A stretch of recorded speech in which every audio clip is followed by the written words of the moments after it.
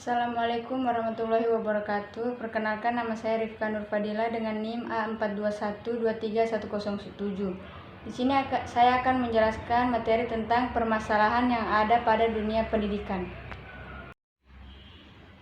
Masalah mendasar dalam pendidikan Indonesia. Yang pertama, alumni. Pendidikan khususnya di Indonesia menghasilkan manusia robot. Yang kedua, sistem pendidikan. Sistem pendidikan yang top down, dari atas ke bawah atau pendidikan gaya bank. Yang ketiga, model pendidikan. Dari model pendidikan yang demikian, maka manusia yang dihasilkan hanya siap untuk memenuhi kebutuhan zaman dan bukan bersikap kritis terhadap zamannya. Masalah-masalah cabang pendidikan di Indonesia. Yang pertama, rendahnya kualitas pendidikan. Berikut gambarnya. Yang kedua, rendahnya kesejahteraan guru.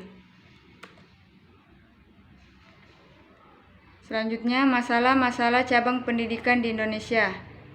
Yang ketiga, rendahnya prestasi siswa.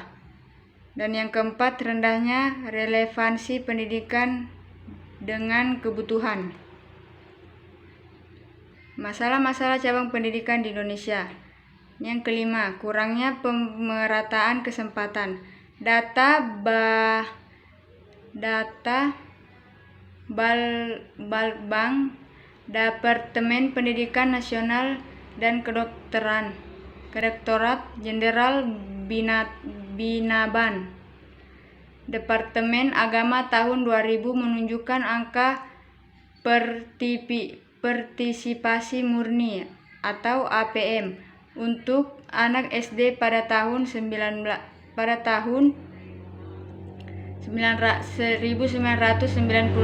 mencapai 94%, yaitu 28,3 jiwa siswa mencapai APM. Ini termasuk kategori tinggi. Angka prestasi murni pendidikan di SLTP masih rendah, yaitu 54,8%, yaitu 9,4 juta siswa.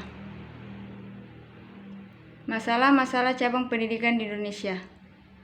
Yang keenam, mahalnya biaya pendidikan. Kalimat ini sering muncul untuk menjustifikasi mahalnya biaya yang harus dikeluarkan masyarakat untuk mengenyam bangku pendidikan.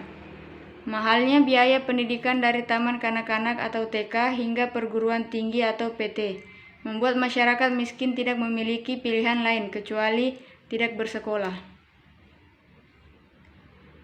Ini yang ketujuh, permasalahan kurikulum. Kurikulum Indonesia terlalu kompleks atau sering berganti nama. Faktor yang mempengaruhi kualitas pendidikan.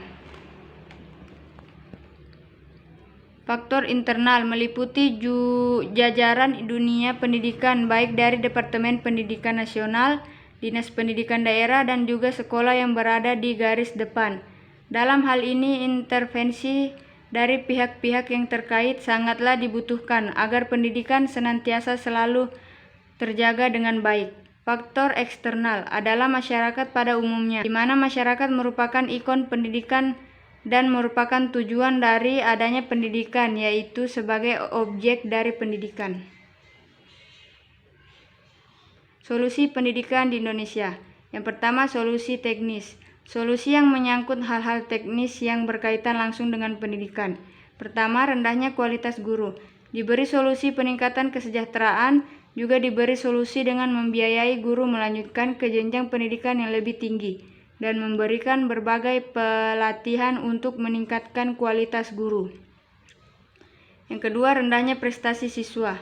Diberi solusi dengan meningkatkan kualitas materi pelajaran, meningkatkan alat-alat peraga dan sarana-sarana pendidikan dan sebagainya. Kedua, solusi sistemik. Solusi dengan mengubah sistem-sistem sosial yang berkaitan dengan pendidikan. Rendahnya sarana fisik. Pemerintah harus ikut adil dalam membangun sekolah. Tidak hanya sekolah-sekolah di kota, tetapi juga harus merata di sekolah-sekolah di pedesaan. Buat standar sekolah nasional, jangan cuma helm yang punya SIN. Sekolah-sekolah di Indonesia juga harus punya SIN agar agar rendahnya sarana fisik bisa sedikit demi sedikit teratasi. Yang keempat, mahalnya biaya pendidikan. Pemerintah harus memberikan program pendidikan gratis tanpa syarat, harus miskin, harus pintar, dan sebagainya, kepada warga negaranya sampai perguruan tinggi dan dikontrol melalui aplikasi semacam jejaring sosial agar kapan saja bisa terpantau apabila ada yang melakukan kecurangan.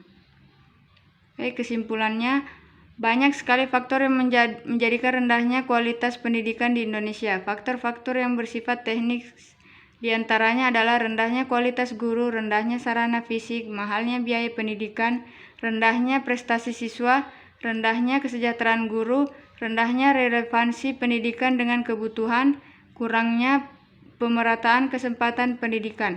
Namun sebenarnya yang menjadi masalah mendasar dari pendidikan di Indonesia adalah sistem pendidikan di Indonesia itu sendiri, yang menjadikan siswa sebagai objek sehingga manusia yang dihasilkan dari sistem pendidikan ini hanya siap memenuhi kebutuhan zaman dan bukannya bersifat kritis terhadap zaman. Maka disinilah dibutuhkan kerjasama antara pendidikan dan masyarakat untuk mengatasi segala.